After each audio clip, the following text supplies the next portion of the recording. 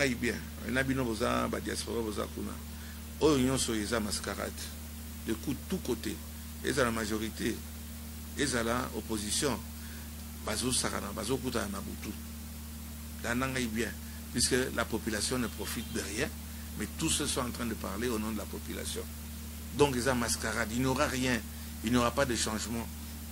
Changement est aux alations qui batona nyonso balongoli bango bakamati génération mususu ezongi. Mais ceux qui kaka génération bato bazakuna puisque baza mayele bazana mayele ngwani bazana mbongo bazana influence etc. Tant que ces gens-là on ne va pas les foutre à la porte tukunena.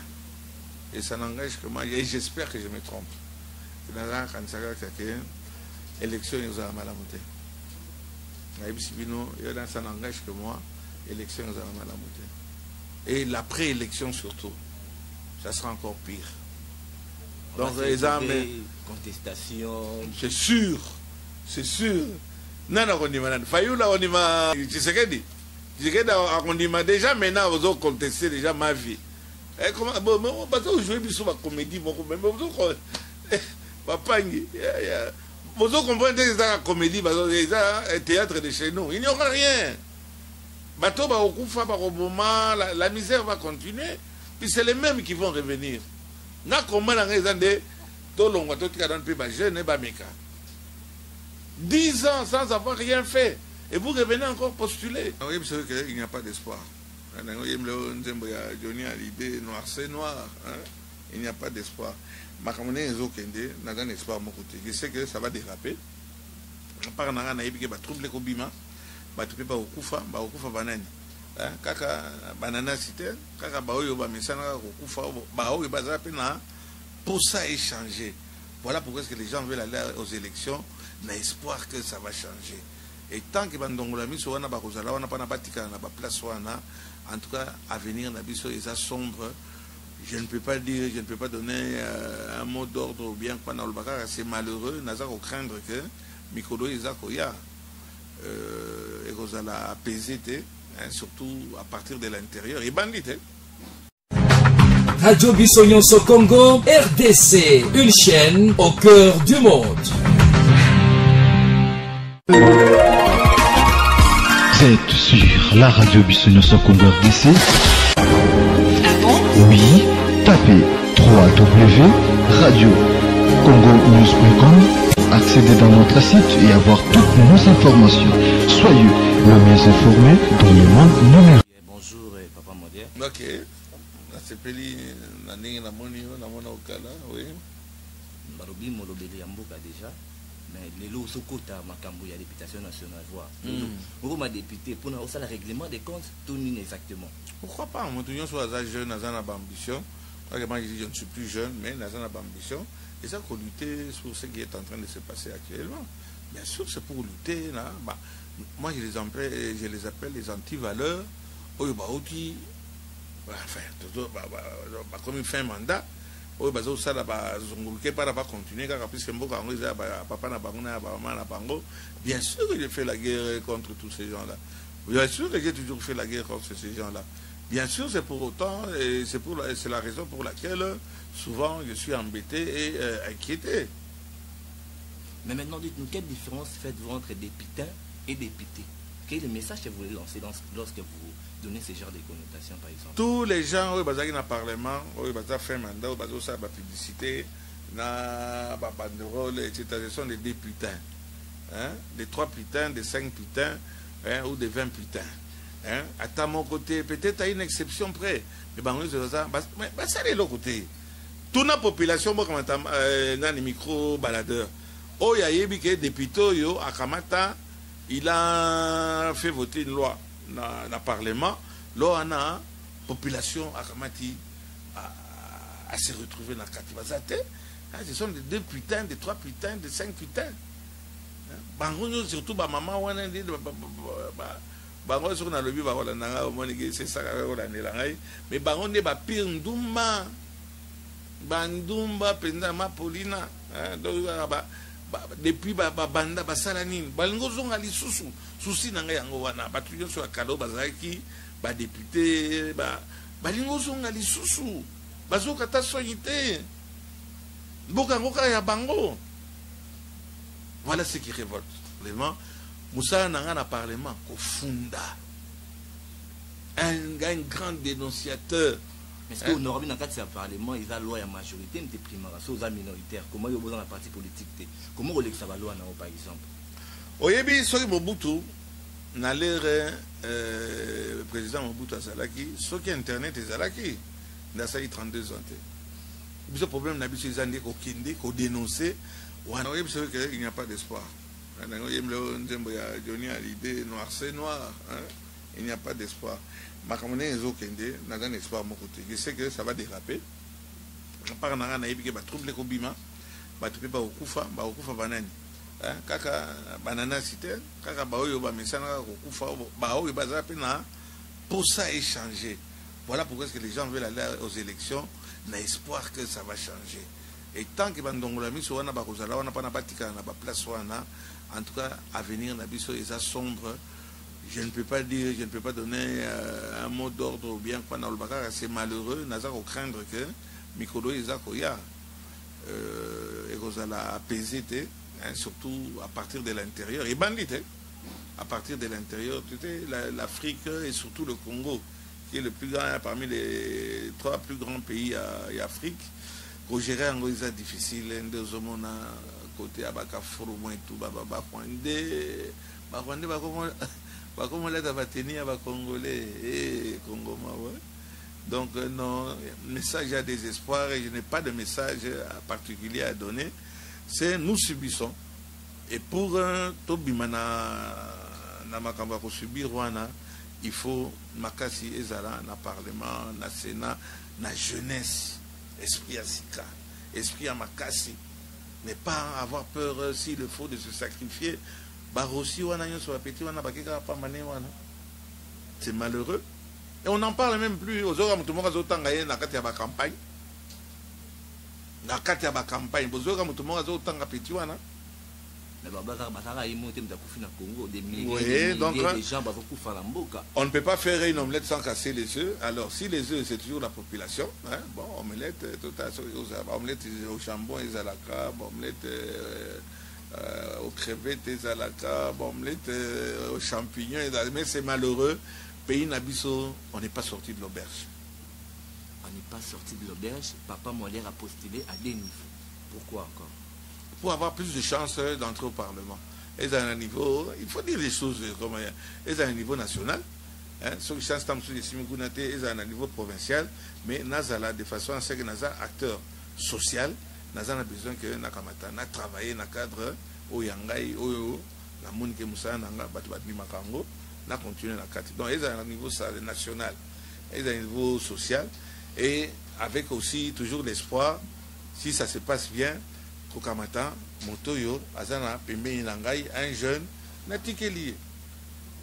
J'ai quoi c'est là qu'il y a un endroit. Kokamata, au ticket le pénal, nous total là. Mais ceux qui ont un ticket, je ne sais pas combien ça sera malheureux. Ça serait très malheureux, mais tu vas déranger, ils sont mis dans cet internet. C'est beau, il y a pas malheureux. Malobani ne coule pas là-bas. Na bâtiment sur Bakoyeba. Atabino Bossé, il doit semblant, beau sauter. Mais Bakoyeba, on doit dénoncer. Donc là, on a travaillé SCPT. Détourner 40 millions de dollars. Oh, locomotive, je dois dénoncer. Il faut na funda. Je dois cafarder. Na Rosala, un grand cafardeur, na parlement. Donc, il funda. Pas na baki, il faut baïba. Pas bon, baka milinga, na katia chambre. Bomba milinga na katia chambre. À quelques jours, il y a fait la campagne électorale. Tout le monde avait des rapages et BDBD. Turin, à Lubumbashi, avec les candidats à la Mouka, Martin Fayoulou, entre autres, la place publique, nous sommes tous au monde à Kaka, des réfugiés, des affiches, Kaka est la majorité. Comment vous gérez un terrain dans cette propagande? Comment ça se passe? Mais je suis aux Azoba. Oui, bien, il ne faut pas tout le temps être en train de se plaindre, Il y a des mires à lamentation dans Israël. En tout cas, balelaka. Au moni moninga likamba ça, mais hier Shadara ibisa kibinoning. Ba fingo maman na yo pe finga. Na besoin que batou na pe oyibi ke wana finga na maman baninga. Mais yo pe ya ko finga ko kamateteka oza ko se plaindre. Oh, bah, fiche à Batomousou, il y a une fiche à Nintesa sur le terrain. Il y a failli les athées. Il y a Tshisekedi les athées. Donc, bah, Moanagnon, Sopo, Nangaï, Bation, Soba, dans le temps. Il faut une nouvelle génération. Il faut une nouvelle génération, c'est bien bon. Mais aujourd'hui, le gouvernement a décidé de ne pas revoir le soutien de la communauté internationale. Aujourd'hui, est-ce que nous avons la contestation post-électorale les Salamara la Côte d'Ivoire? Yoka, je voudrais bien éviter ce que nous kata Babylone na zoloba, mais bon, ça quand même oyangai original nangai. Yoka ngai bien. Na bino boza ba diaspora boza kuna. O union so yeza mascarade. De coup de tous côtés. Et à la majorité. Et à l'opposition, Bazo Sarana, Bazo Kouta Nabutu. Danangaï bien, puisque la population ne profite de rien, mais tous ceux sont en train de parler au nom de la population. Donc, ils ont mascarade, il n'y aura rien, il n'y aura pas de changement. Changement, il y a des gens qui balongoli bango bakamati génération mususu et zongi. Mais ceux qui ont la génération bato bazakuna, puisque baza mayele, bazana mayele ngwani, bazana mbongo, bazana influence, etc. Tant que ces gens-là, on ne doit pas les foutre à la porte, tout connaît. Connaît les communauté internationale pour l'objet. Connaît la communauté internationale. Propos non, ça n'engage que vous. Je suis là pour des questions. D'accord. Tant que vous n'avez pas la question, vous avez ne fils pour information. Au cours où tout va ne pas comprendre. Connaît Connaît tu gagné coupe moko ya munene au monde mboka ko bonga. Babalabale ko bonga etc. Ndé yango na kunena. Ok, na si balandenion sur internet ya monde entier ba comprendre que c'est fi konena. Ko en ko bongisa mboka lokola bango bazo bongisa. Bakene nuka. Bato na banena. Siko papa Molière. Les deux siko papa Molière makambo ezali mbeli ngambile. Communauté internationale a fini de sous makambo ya la sanction ya ba personnalité politique ou la majorité entre autres Chadel il passe avec les autres par exemple Chadel a bini président de la République. Est-ce que tu as un président moko légitime sur le plan international? Mamamine ne sous yangwana o ezo la bisolo. Ndeko ça ni ya obi makaka o mona ba moyen za nangote. C'est un président de la République démocratique du Congo. Tant qu'on ne change pas, je dis bien tant qu'on ne change pas. Il y en a qui se quittent, il y en a Fayoulou. Tant qu'il y a une boule play que va changer réellement. Pas la continuité ou bien l'émergence. L'émergence, c'est de la continuité ou bien ça, c'est malheureux pour vous, la génération. Aucun décide à mon côté. Ça va continuer. Les lots, il faut un message, mon coffre. Les lots par rapport à mon élection, au Koloban Batouni, il faut adresser un message à l'endroit. Il y a CENI par exemple. Parce que tout le monde a une contestation, belé, machine à voter, et ça, belé, machine à tricher. Message clair au Yoroloba. Attends qu'il y ait d'opinion, mon lobby de Mbok. Il n'y a pas d'espoir. Johnny a l'idée noir, c'est noir. Il n'y a pas d'espoir. Ma communauté est okende, n'a pas d'espoir à mon côté. Je sais que ça va déraper. Par n'a pas de trouble les Kobima, bah tu peux pas au Koufa banane. Kaka banana cité, kaka baoyo ba mesana au Koufa, baoyo bazape na pour ça échanger. Voilà pourquoi est-ce que les gens veulent aller aux élections, n'a espoir que ça va changer. Et tant que bandongola miso wana bakozala wana pana batika na ba place wana, en tout cas avenir na biso eza sombre. Je ne peux pas dire, je ne peux pas donner un mot d'ordre ou bien quoi dans le bakara, c'est malheureux, n'a pas craindre que Mikolo Ezakoya et Rosala apaisé, surtout à partir de l'intérieur et bandit, à partir de l'intérieur, l'Afrique et surtout le Congo qui est le plus grand parmi les 3 plus grands pays d'Afrique. Pour gérer un peu difficile, deux hommes côté Abaka Forum et tout, comme l'aide à tenir à Congolais et Congo. Donc, non, message à désespoir et je n'ai pas de message particulier à donner. C'est nous subissons. Et pour Tobimana, Namakamba subir Rwanda, il faut Makasi Ezala, na Parlement, na Sénat, na jeunesse. Esprit à Sika, esprit à Makassi, ne pas avoir peur s'il le faut de se sacrifier. C'est malheureux. Et on n'en parle même plus. Aux autres, tout le monde a na kati ya campagne. Na kati ya campagne, aux autres, tout le monde a petit wana.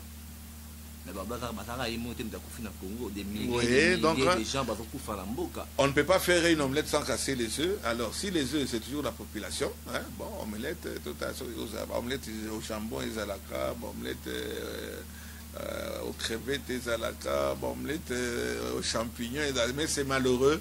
Pays Nabiso, on n'est pas sorti de l'auberge. On n'est pas sorti de l'auberge. Papa Molière a postulé à des niveaux. Pourquoi encore?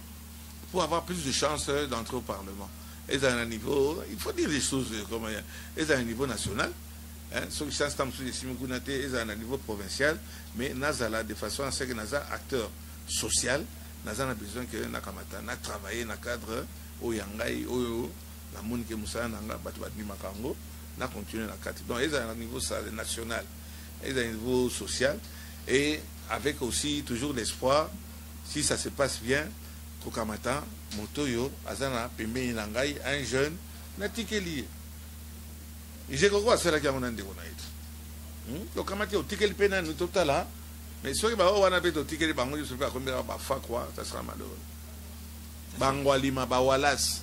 La série très malheureux, mais bat déranger, ils sont mis dans cet internet. C'est beau, il y a pas Molière. Malobani ne colle pas dans bango pour toute cette émission. Et ça n'engage que moi, et j'espère que je me trompe. Dans la élection, ils ont mal à monter. Ça n'engage que moi, élection, ils ont mal à monter. Et l'après-élection surtout, ça sera encore pire. Donc, les armes. Contestation. C'est sûr. C'est sûr. Non, on dit, Fayoula, on dit, tu sais qu'elle dit. Tu sais qu'elle dit, déjà, maintenant, vous avez contesté déjà ma vie. Et comment, bon, on jouer sur la comédie, vous comprenez que c'est la comédie, c'est un théâtre de chez nous. Il n'y aura rien. La misère va continuer. Puis c'est les mêmes qui vont revenir.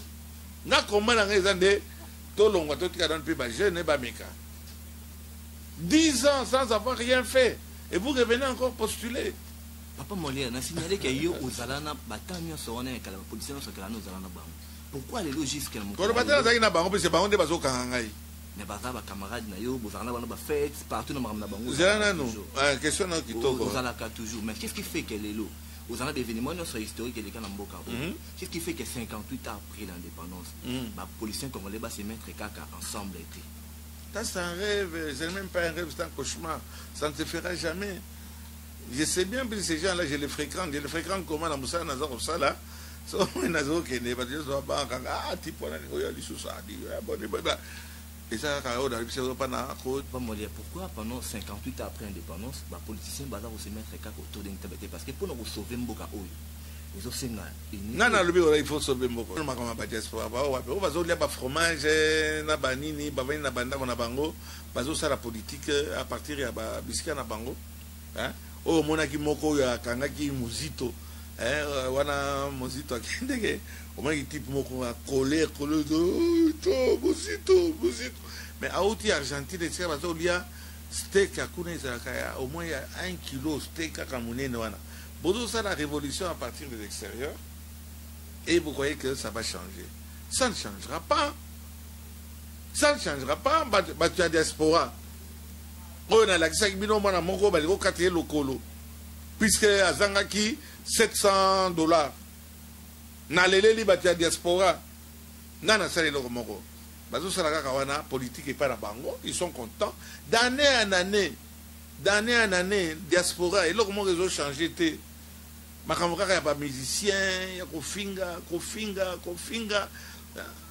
na lobi kofite na bi kofinga ils ont changé loko so bo moni ke loko moko ils ont simbate bon mekana nous bo changer ango bon mekana moi nga par exemple na bon papa Molière yo kana yo na ferre ou bien na JB aya kobeta concert moko na poto yo kamata sayela biso école wana ba kamata batie la bango baban puisque bana bazako okoyoka yo ta libu munene etondi nie ka kofinga ya moyen quand ça ne va pas na mabaka na bino diaspora Bambina interdiction, collabo, kobeta, bozo beta nani, et là ils ont changé stratégie exate. Qui est le patron de la diaspora? Quel est le jeune qui est le patron de la diaspora? Car kofinga.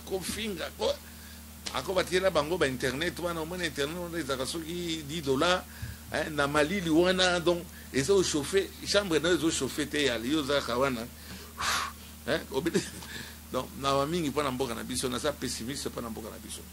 Mais pas mon question il y a unité à politicien. Exact. Écoute, la pose à la tête, exact. Ni na diaspora ni awa, exact unité exact. Yo yebsanga ba diaspora ni basi ba yokana. Baza na siège. Oya koya des studios, oya koya des studios, oya keba moko kutu ba beta ki ba double patana nzoka ta kamana ba face moko kitoko tala ba face na ine ba like ça. C'est tout ce qu'on sait faire. C'est tout ce qu'on sait faire. Mais ça ne bouge pas. Le pays ne bouge pas. Il faut une révolution. Le pays ne bouge pas. Il faut un éveil de conscience à tous les niveaux. C'est trop tard. Les MeToo, les Congolais sont trop pourris. Le mal est trop profond. Il faut changer de génération. Voilà, au moins, il faut changer ma génération. Le roi na Somalie, il s'est dit que Menget Soualé, Mariam, on a bomaki bangonyo, so ba konzinyo, so alko bomba bango bam tout ça. On doit, le sang doit laver le sang. Le sang doit laver le sang pour que il y ait un nouveau sang. Tout le monde a crise post-électorale et qu'on a la grave. N'importe quelle parole, on est au succès mission, et sur dans la mambo, sous colobito et alors moi tout le monde je me suis laissé aller aussi. L'avenir. Radio Bissonyonso Congo, RDC, une chaîne au cœur du monde. Vous